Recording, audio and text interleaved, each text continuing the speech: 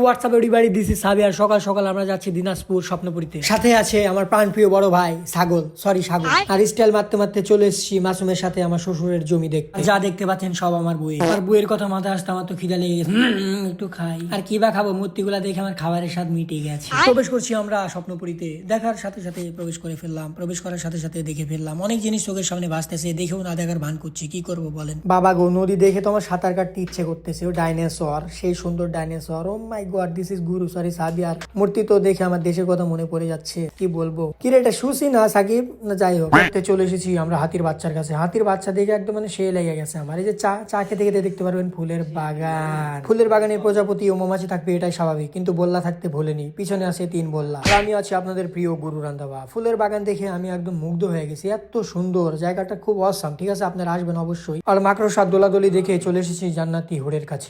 হাঁটতে হাঁটতে মনে পড়ে গেল আমাদের দেশটা স্বপ্নপুরী। আরে ভোটকাই জায়গায় কি করতেছে রে তুই? নাম শহরে থেকে পোলাপানে বাবা মারামারি করতেছিল, আমাকে দিকে থামে গেছে। আর রোলার কোস্টার কি বলবো, উঠিনে ফালতু যে। আর থাকো জায়গা ভাই। আর ভিডিওটা পুরোটা দেখলে চ্যানেলটা সাবস্ক্রাইব করবা। বাই।